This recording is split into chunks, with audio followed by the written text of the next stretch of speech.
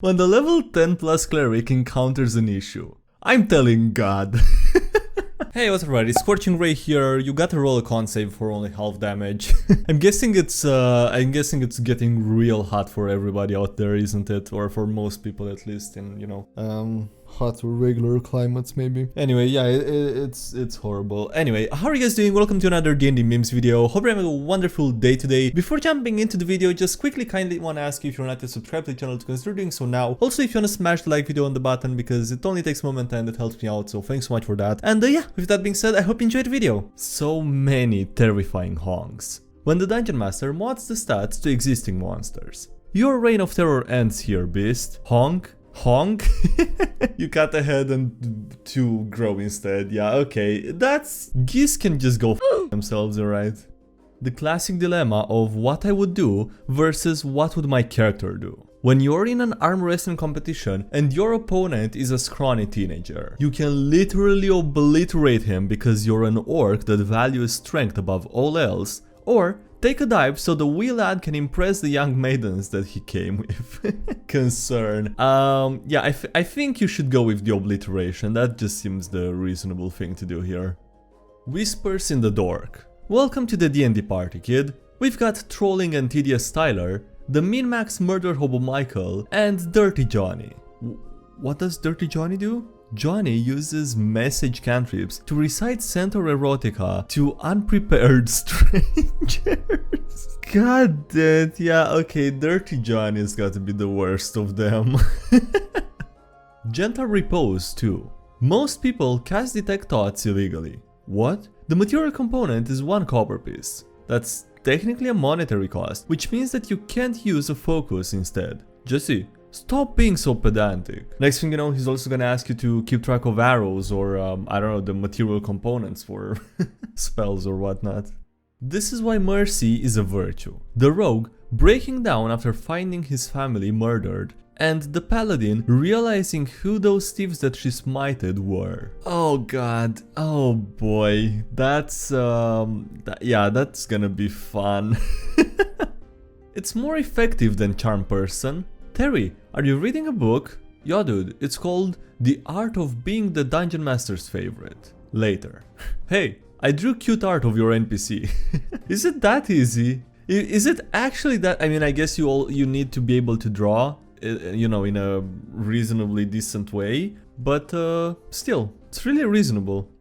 The spell specified weighs, which implies 5 pounds of weight. But since there's no weight in space due to there being a lack of gravity, does that mean there's no limitation to the mass of whatever you cast Catapult on? I am the Oracle. I can answer any question you ask. When the spell Catapult specifies 5 pounds, do they mean 5 pounds of mass or 5 pounds of weight? Any question but that. I'm guessing this would be one of those things that depends on the DM. Brings new meaning to the phrase Buns of Steel, when the monk decides to get creative with describing her unarmored defense. Catching sword thing. Jesus Christ. Yeah, this 100% needs to be censored, by the way. The mimic bit them while they were eating. When the player's paranoia has gotten out of control. The party casting Detect Evil and Good, Detect Magic, Detect Thoughts, and Dominate Monster. And the spoon, Jesus Christ, did they actually? God damn it, those are some traumatized players. I'm kind of feeling bad for them. The Lorax Dungeon Master. I am the DM. I speak for the NPCs. Murder hobo again, and I'll break your knees. How to piss off your players 101. The character who thought he rolled a critical hit, and the big bad evil guy in adamantine armor. You think you know pain? Dungeons & Dragons players crying because 2 source books are about to become obsolete. Warhammer players. First time? I don't think I even want to know how many times this happened to Warhammer players. I'm probably not prepared for that answer. Why can't players assume story over GM disconnect? That's not how those NPCs behave. Yeah, I know. Why don't you figure out why that is instead of accusing me of being bad at canon? Okay, the title makes a lot more sense after you understand what the meme is trying to say. Follow your heart. A quote-unquote serious name for your 20 con Goliath barbarian. Big McLarge Huge, yeah, that's where it's at. That's a fitting name for a 20-con Goliath Barbarian. Let's go, that's gotta be the one. I love stupid names for things. Sending stones, let's just call them let's just call them Rocky Talkies. I don't really like to admit it, but that is actually a great name. We roll in this together. The party enters a new room. The rogue finds stuff to steal. The sages find lore stuff. They all fail their perception checks, and POV, you're the dungeon master. You know, as long as at least somebody's having fun, I guess it's not so bad. And in this scenario, it's the DM having fun, so hey, that's cool, I guess. Some people's luck. Halfling rolling 4 ones in a row. It's not possible. Their dice. Not probable. Bad decisions make good stories, at least. Once again, I am compelled to warn you that you have no chance of survival. Are you sure that you want to do that? Yes. Yes, I see absolutely no reason to not want to do that. Can't smite ranged? Well, I guess I won't bring any javelins then. The paladin. I have no ranged capabilities and I can't do anything this encounter. The dungeon master. Why don't you have a ranged weapon? And then the paladin just gets angry. I mean, do you expect a paladin to use a ranged weapon though? Party dynamics can be fun to visualize. A 2'5" cobbled paladin protecting a 6' Leonin caster. Doom music intensifies. DM. Okay, that's 56 damage to you, and I believe it's your initiative. Our paladin with 1 health, great cleave, and targets in every square around him. God has allowed me to live another day, and I'm about to make it everyone's problem.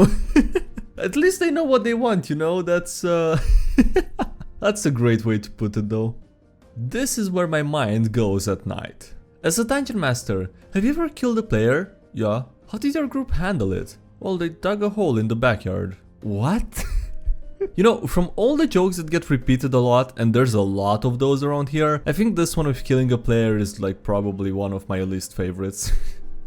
How many sneak attacks can a rogue perform during a single round of combat? Honestly, this became my main question to determine if I want this DM stable or not, regardless of what class I'm intending to play. Fighting boys with 8 attacks per turn, full caster boys shenanigans, and good berry exploits? I sleep. Sneaky boy doing his second 10d6 per round? That's real. In fairness, they purposefully knocked something off a table earlier in the campaign. Tabaxi. Is there anything on the NPC's table? The DM describes a specific item in detail. Can I steal it? DM. Make a sleight of hand check. The Tabaxi rolls a fail. The Tabaxi as seen by the party. Okay, I saw the picture first before reading the text and I thought that that's what the Tabaxi wanted to do, you know? From that and the title it just seemed... It makes more sense now, I guess. Divine Intervention. When the level 10 plus God, that is so good. Sorry for the pun, no pun intended. When the level 10 plus cleric encounters an issue. I'm telling God.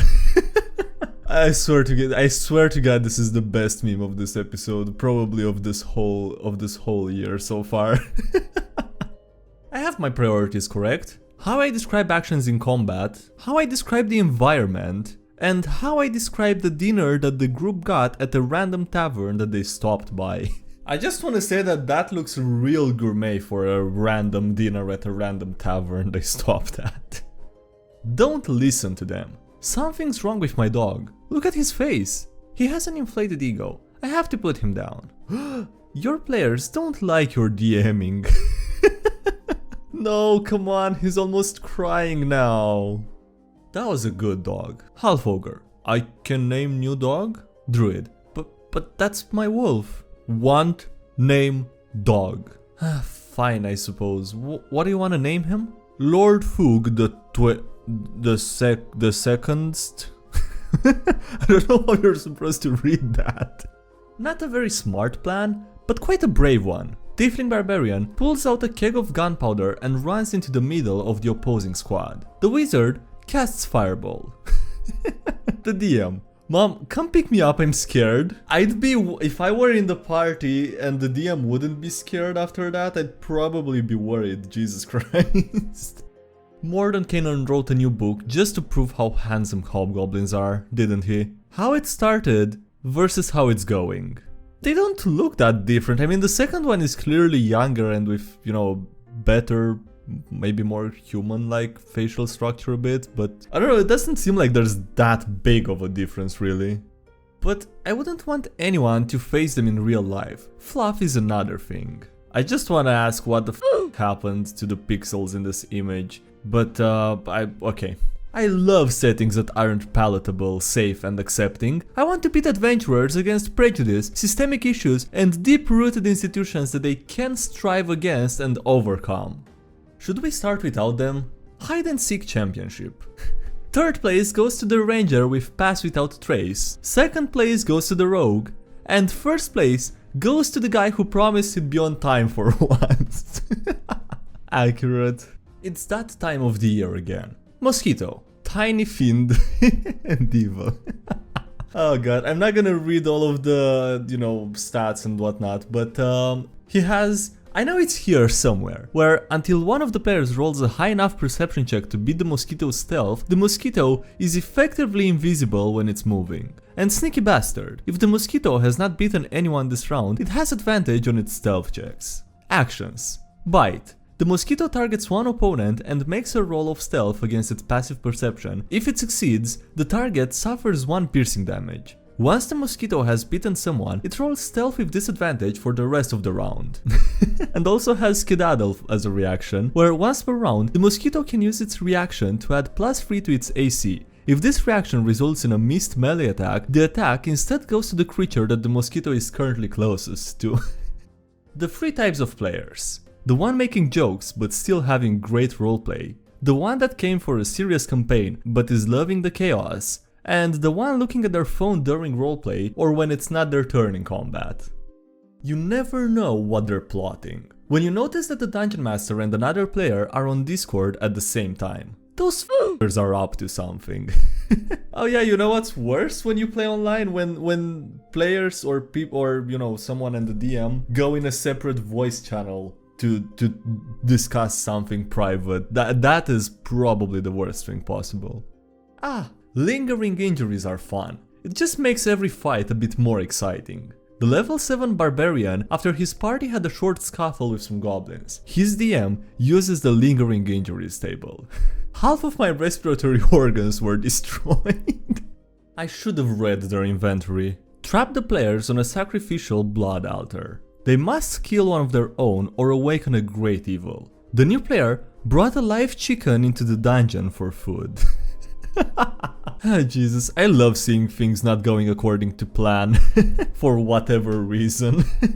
Alright, on that note, that's gonna be it for today's video, so thanks so much for watching, I hope you enjoyed. Don't forget to leave a like if you did, and subscribe for more if you haven't already. Also, big thank you to everyone supporting the channel on Patreon, as well as here on YouTube, I appreciate it a lot, so thanks so much for that. Links below if you wanna check them out, as well as links to the social media, Discord server, Subreddit, everything else. And yeah, that's it, thanks again for watching, I'll see you next time. Have a great day, bye!